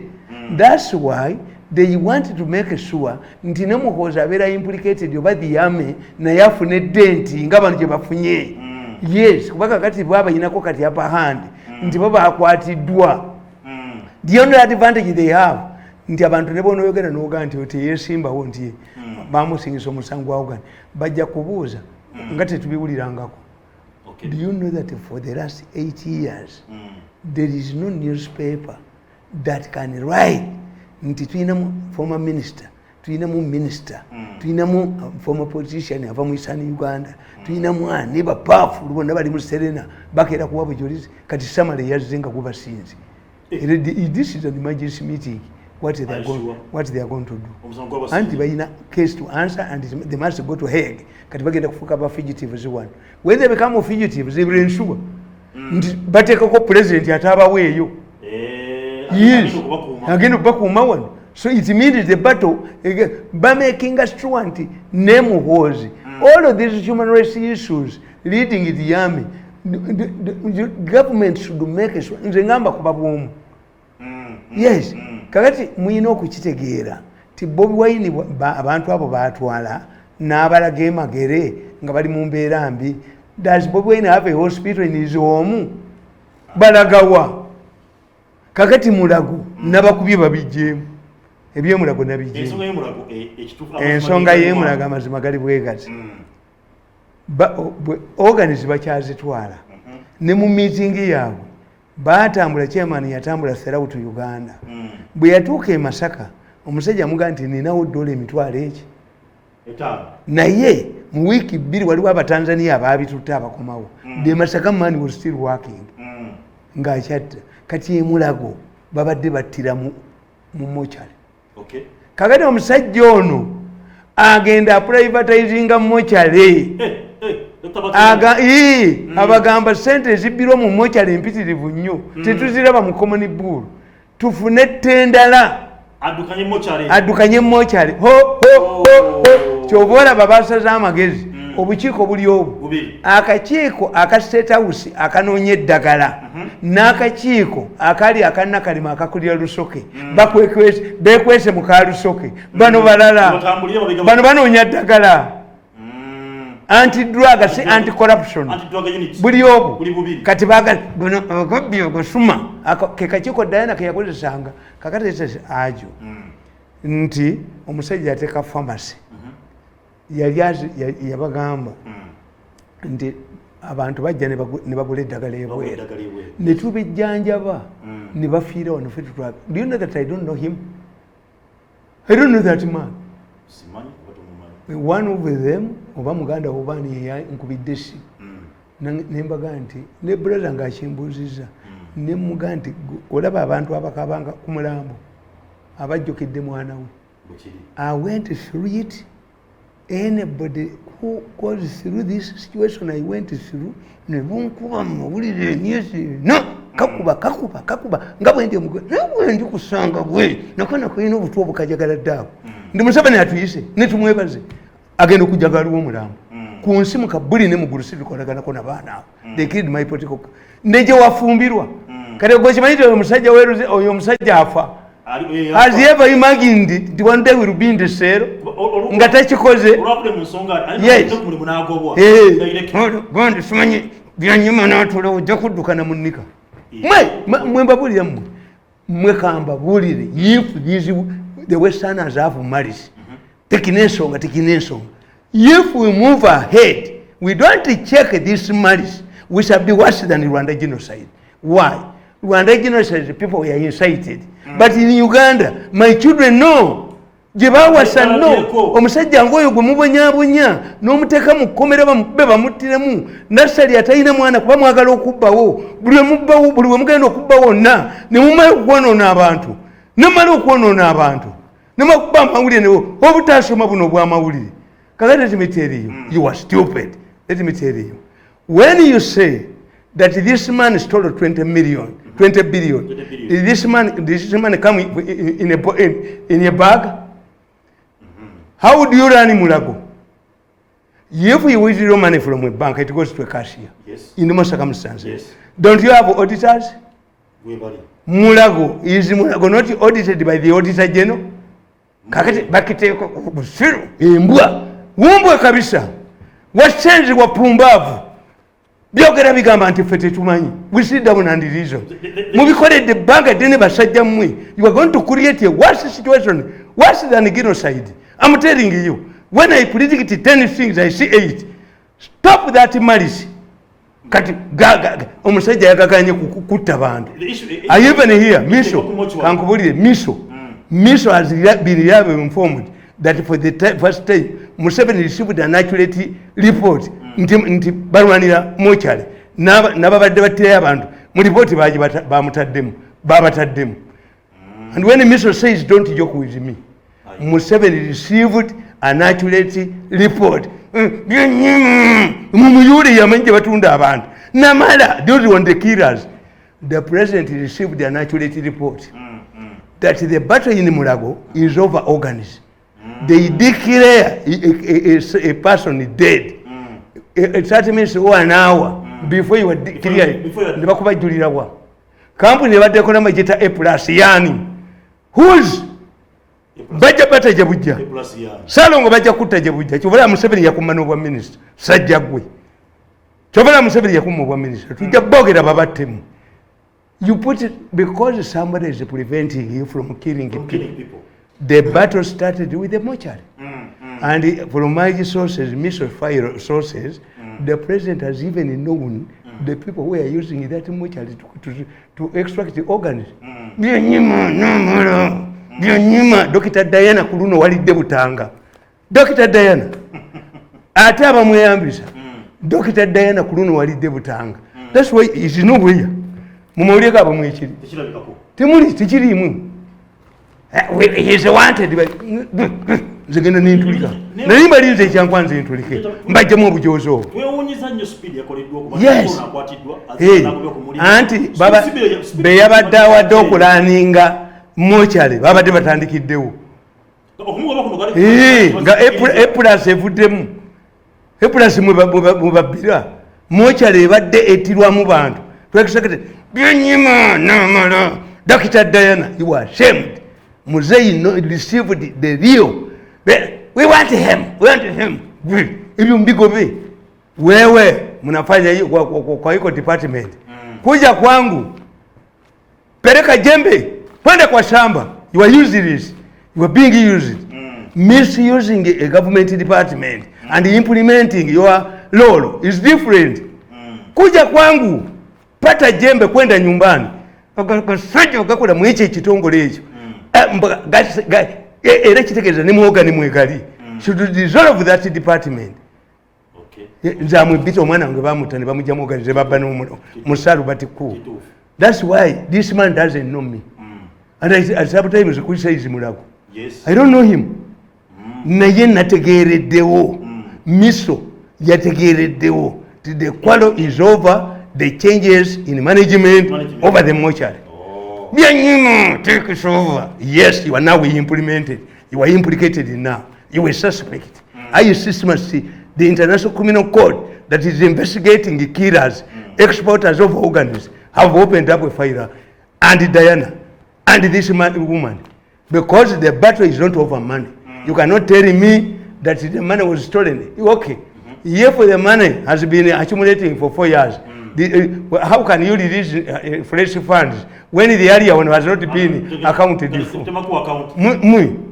Emmere gye mulya tekisobola giwambwa yange kubanga ate mwe basiru okusinga embwa yange. When I'm going to do something, I must plan it. Yes, munyanukule. Munyanukule.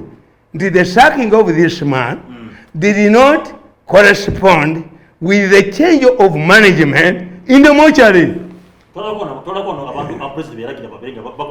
Bajja kubattamu. Bantu mwe bajja kubatta. Bajja kubatta. Ate gwe oli ekitu twayogera. Kitutu ya bamubbako 400 million. Ne weti wali masanyalaze.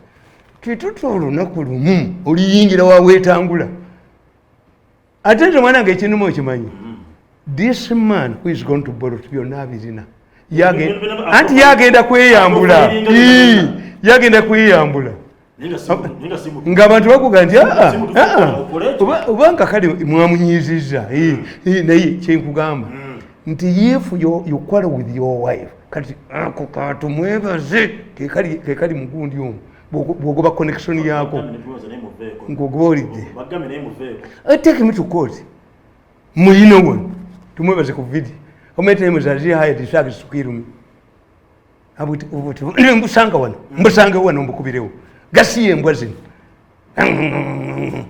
bujembulage. He was stupid. I'm telling you, a meeting is here, sitting in Pasha, attended by the professor. The professor, I'm seeing the professor here. I'm seeing Rwabogo here. Yes. I'm seeing Uncle Sam here. Pamba Pakasia. Mwiti informed. Nenjola koko muwano nja kujja onkubira timu nkwateko kamu nkabimbi ejovuwa bamutuyita bakuzannya obaka amanya mwami avudde Kagembe angande nti mukulu taliki ni mzee Tamale mweba nnyo okuweereza program njigobera niyagamba nti obudde mwogedeko semulyo wa mumanyi tawange muto nekituufu ye mukulu mpanya ettaka n'okuba nti ebyase mitwe ye alimo anti nkubuulidde fe abaganda batugamba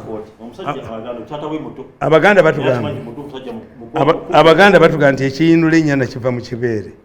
Let me ask you, in Kalamoja people are going naked. Why are there no rape cases? Yes. Why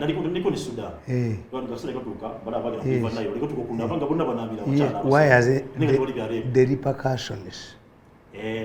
When you rape repercussions. Okay. The repercussions.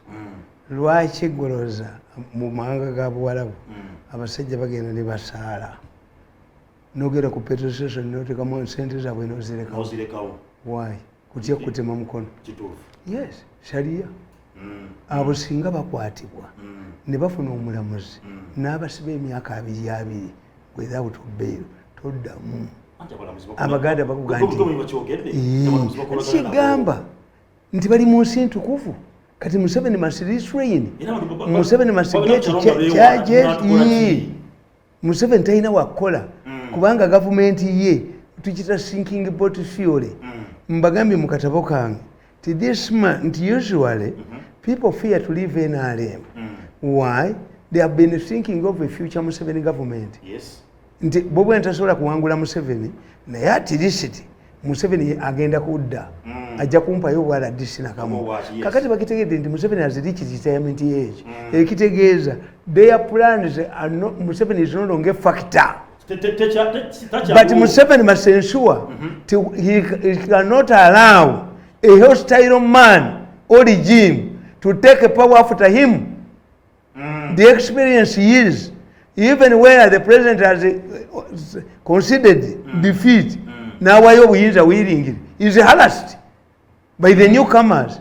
So the biggest person who must take care is the president. Yes. Who should not allow nti nodi omukazi nga byenkya n'abakoba omukazi amubuuza nakoba akabuuzo nyampeemu. Did you pay a woman called Namuli billions? Where is Namuli's right title and where is it? Tulize mugobamu omukazi ne bamunyola okuyingiza nze. I don't believe in marriage. I'm a victim of marriage.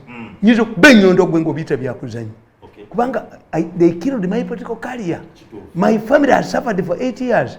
Ojja twogere abaana batasomye baddamu ne basoma nedda musajja gwe mulenzi gwe ng'omemengerwa kwani surrender my money or you suffer the consequences. We shall never talk. Even God cannot tell me to talk to you. I cannot allow a reconciliation initiated by God. Sikisobola. Yes, when do we talk? When do we talk? Because kakati oyagala nze nti nalabye a stupid argument. Agende wakalisa addeyo nga tumuwa $1,000,000 jangu okyogere benyondo nkuttirewo Kalisa yagabana 10 billion nga mulaba n'obwo obuvubuka ndiye twamuwabidde kakati 10 nosinikwenzi Kalisa nosinikwenzi nemugamba obuvubuka bulimu Museveni abugambe nti gwe tumwebaze basula mu hoteli yo 5 billion naye abantu tebasulamu olwo bajja bakuba babattirewa people are itching to grab you like a grasshoppers mwemba buuliramu nti omusajja weemulaga omusajja omukulu banga omusajja omu yankubidde essimu n'aŋŋamba nti me I don't know you but that man is an expert in heart ndi mukugu nnyo bamunoonya wano bamunoonya abebweru tebamulaba naye kubanga baagala okuba organize abantu and you find the people you know when that man wrote to the president that pharmacies Museveni wrote back Museveni directed the man don't remove pharmacy kati dayana ne yaleta pharmacy then you are not touched with the president wrote a letter which I have here Copy of Gina. Yes.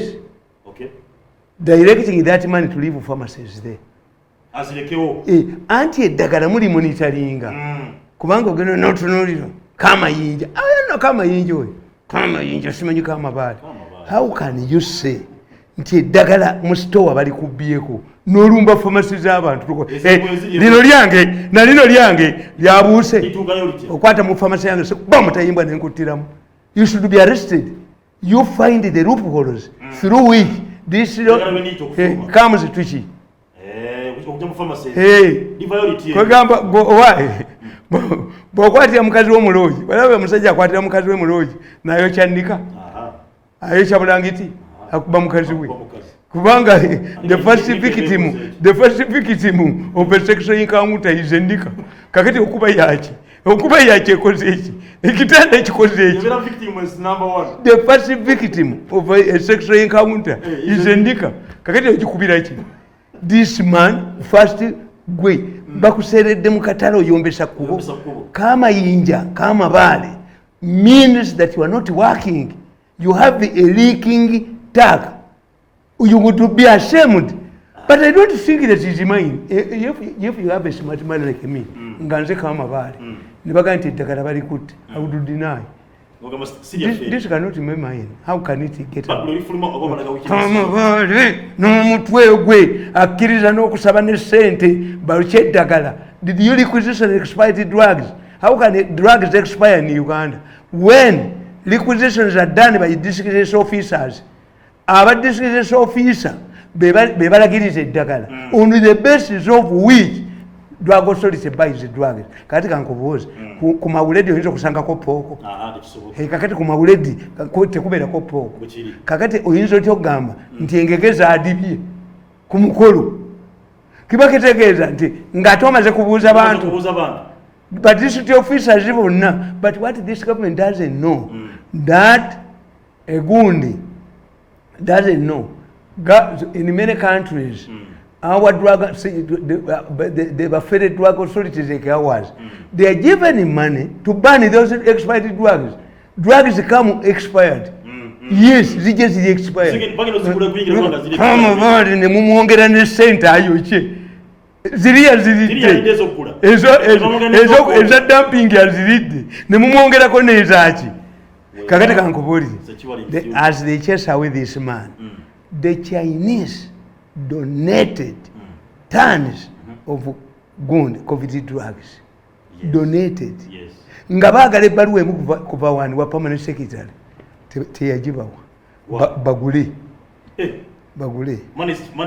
naye kiribeera wano kuba ezo ebbaluwa zonna tuziina.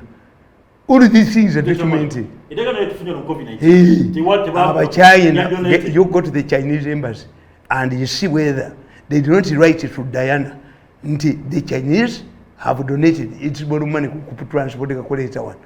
We have other sources. You are not thieves. A thief is a smart person like me. A thief must be able to remember what he said yesterday. You must have a sharp memory. A thief must be able to cover his footmarks. Omubbi abeeranga kapa. Kapa eri emmese kusuuka enjeru. Notategeera gyakoze eki. Kakati kambabuuze nga tugenda okumaliriza. Why should Nabbanja intervene in taxi park? Because the question is, it's not administrative.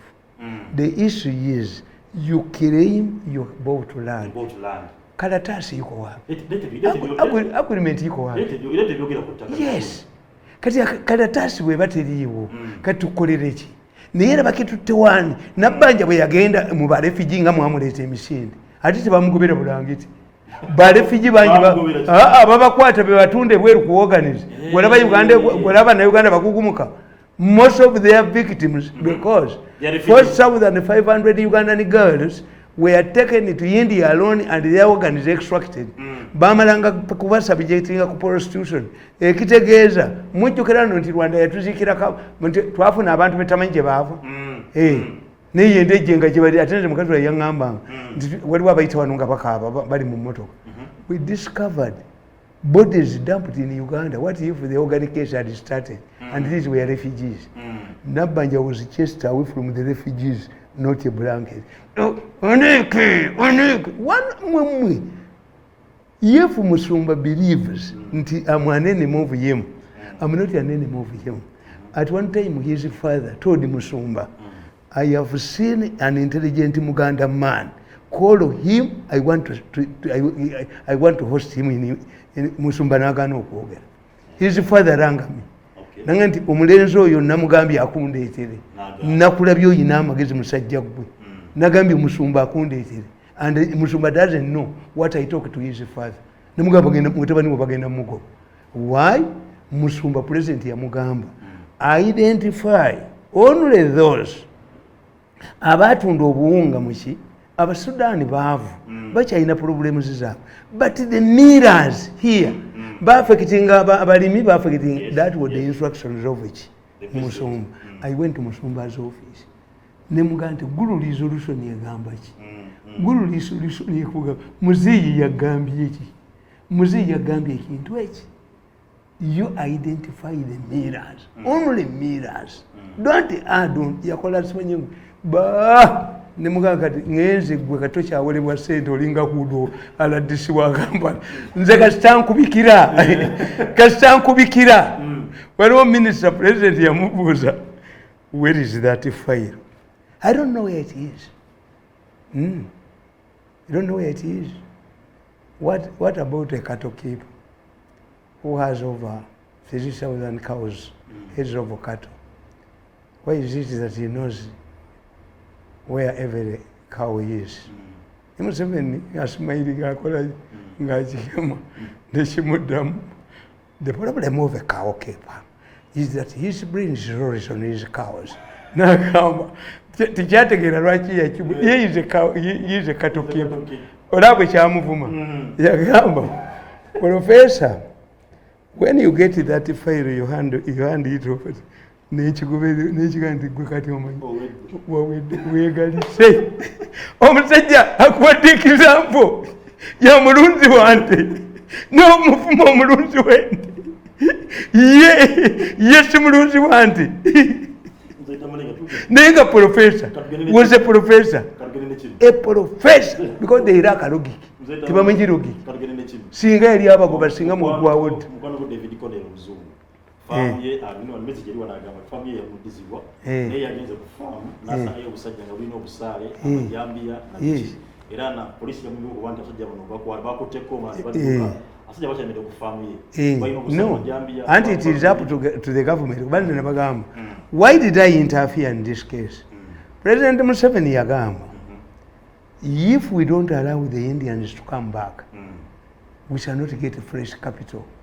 We are Muslims, we are Christians. Tetuyinza kubba. Kakati nze muzungu we kyennamulabamu nti olaba omuzungu oyo bwe twamuteeka wano ewaabwe pano y'abaloya yatuula negoba judgment ya wano. If that muzungu talks, when you are looking for investors, are you different from the Zimbabwe? Obanga faamu y'omuzungu mugikwata ate munoonya ba investors ate mufunye omuntu ye omulimu gwe. This man is going to be, I can predict it. Read my book. I've analyzed this man. No, ono agenda okuvuganya Museveni kuba tagenda kuvaamu okujjako nga Museveni akkiriza nti yasumuze nti muhoozi kakati ye kyagenda okukola agenda kukola paralysis tukita nti you create a contradiction to solve a problem ajjaga nti fembi tuveemu kakati mbwe mubi muvaamu kitegeeza nti oli ajja yeebaza ye kubanga yamuyambye okukola ki okuyitawo yajja kuba nti afe mbi tuveemu. Yes, and I know Museveni naye cannot leave a hostile leader in power when he's going to retire because they will pursue him. Gwe can you believe nti Bashir teri musajja yalwanira Sudan nga Bashir naye Bashir kati ali mu dreaded prison singa teyafunye counter coup bano babadde bamuwadde singa teyafunye counter coup nabanne ababadde bamuwayo ne babajjako singa ali Hague ate Gaddafi yabagamba the moment you have allowed Charles Taylor to go to Hague all African leaders will end up in Hague. Kakati mpoga nti David Connell it is the state is the responsibility of the state to implement kuba bamulemesa nti agitunde bamulemesa mbwa negotiating nabo agitunde riti museriti ate batya andi nkugambye bwekyo bamwagalako kugigula bagala bagigule. Yes, it is now the let him go to the deputy Gundi Inspector General Police Wamaje, but they can even deploy there because for them they are short-sighted. When you have a factory engage eri matuga okumanya mzembabuza ti president waliva mu ggwanga mu mugenda kubeera mutya ye yasalawo lwa factory eyo n'agigirako n'omusolo. The first people to attack Magola were those people. Nti yatugambisa billion atuwadde 7 naye nga yababba. President yalagira babagireko omusolo ku building materials kubanga kyebakola for American export. Olaba kano kokona birwembeera nabo uyu professor yakakola the other day he was with Biden ku factory bano bagundi gye banoonya mu sente zimuvule akabiga wano kagende kajiwa try Musumba try. I will talk to Mawanda, I know Mawanda. I will talk to Mawanda. Advise your friend. Arya nyo boruma alume nsubi oluma molukawo. That boy in observer will be blacklisted. No mulamuzi naye will be blacklisted. Leave alone that factory. Ekyo mukireke kamba bulire. Mulimu bye batabba okujja ku mafia ya wano. In Zimbabwe the Zimbabwean policeman cannot get a bribe from a poacher. They know they depend on national parks. Kebasigazizawo byonna byabinondeka ne baleka koji. In Ethiopia, why has Ethiopian Airways survived up to 19 Gundi from 1923? Bakkiriziganya. Twonoone ebintu byonna mu Ethiopia naye tukole ki? Ethiopian Airways isigalewo. Kakati gwe kyobola politics ono gwe bazannya gwe bagenda okuzannya Museveni. Omanyi nti kati today Kenya Airways ebadde mu ebbanga ddene egudde kati nga bagenda mu kalulu egudde kati kakati Kenya Airways negwa Kenya tayinza okugamba nti kuwanduddeko eddoso Kenya Airways bagirangirira batya nti egudde mu kalulu. Ye politics omupya abantu bakyagenda mu nsiko no gwebuzaako bantu mirembe nti a judge who knows that the evidence adduced nga omuntu atokyalingiddwa cannot stand. Owa Human Rights Commission era lukira basajja ne bamuleeta luli yabagamba nti bannange nange binnemeredde and you go back. Are you the only Ugandan who can be bachiwo wamaje nabagenda ekyo bachiwo wamaje? Yes, the soldiers, a soldier pays by his life. Omusajja ne Kampala yennyini bamuwo wamaje. Why? Kubanga nze mmanyi bano bagundi abahutu badya problem ne bagirira mu sente. When I move in Kampala there is unexplained number of border borders. Mpitirivu. Some I think cannot carry basabaze. It means waliwo aziyinamu. Waliwo omuntu ayina border borders yayiwamu. Bogera kubogera kitu support. Kakati okugo obwongo tabuyina nabo bakolagana nabo. If I want to solve that problem, you tell a border man, karatasi yako iko hapo. Who is the owner of this? Mujja kusanga nga boda abavuzi bangi naye nga bazina bali awo. Nabaga nti what is interesting about the border in Uganda? 3 generals are involved. Century ya gen nabuuza lagadi mbulira tire spare parts and a guitar which is the old man now. A tire and a guitar. Kati akola chimu kati lagadi akola chimu border. Era ali associated one. Eno safe border ya tumukunde. Eri akayibula. What are the generals looking into borders? So you must understand this requires soldiers everywhere. Ebintu ebiri key mu biwe b'amagye be bali reasoninga anafu abali ebweru mutuwagire. I'm doing more work when I'm outside because I'm not under a formal office. Yes.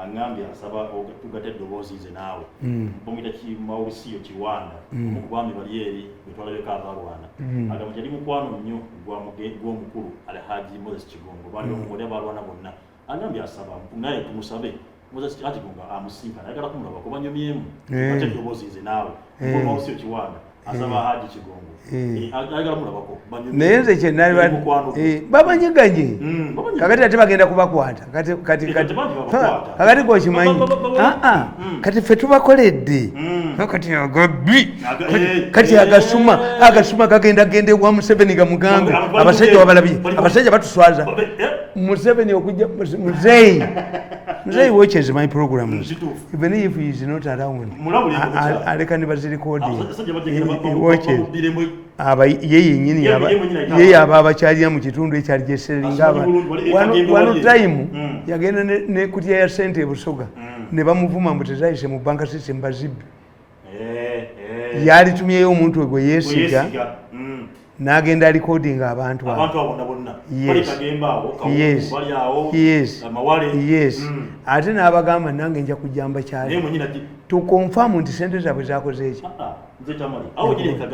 bano abafere tubakoledde kakati omanya ati kyebagenda okukola abasajja abo Muzeeyi abayise naye emitwalo aga ate batunde ebibanja byabwe gwokimanyi nti ogende wakitula okulaba Museveni abalinnya baasi emitwalo aga bwajja bawayo miliyoni 5 kati Museveni bw'abasiibula bano mubafuni bwe basula tibatambula kiro ye tamanyi nti babanyiiza dda muvuge tugende kubanga kati naye ekikazi kiddalwe era kyekibaddewo babba abantu bane Museveni bw'alitegeerezebwa bw'alibeera ebweru mu retirement kakati mugamba buli bannange naye mulina bye mukola kakati tunuli olupapula nga luno olwa vision n'ogamba ti government sort of kyajjanga musota naye yo kaliculamu empya ye bannange fe abaasoma ku mulembe ogwo tubakoze eki naye ne bagiyo mutabule buli kimu kitabule wajja kuddawo abakola order omanye ekirungi mu democracy when one government destroys things another Museveni teyajja n'abitereeza n'ogamba nti mwakeera ku makya ne mugamba nti bugenda kuleeta kaliculamu empya ne mugamba nti kaliculamu ne bwemukyusa amateeka g'omupiira you must train referees nga temunnagusamba naye kakati n'ogamba nti kaliculamu nga n'abaana basoma bano kati zino kakati bano abasomesa abaana bagenda kubagamba tewalabye mu new vision kati bagenda kulya ssente okuwandiisa you destroy everything. Education ye food curriculum empya biki ebipya textbook who writes those textbooks mwe mutte buli kimu kyonna when another government comes that's the goodness of democracy. Education is sector yo bamiyingo ke bagitte bwe muli kenda bamiyingo walijjawo abajja ne batereza education and others. Yes kubiri program ya Sharp Talk inshallah sajja kuba sat paka kutantovaako wesigala Quest TV oberenga ofuna bingi nnyo ebikutwala mu maaso. Assalamu alaikum warahmatullahi wabarakatuh.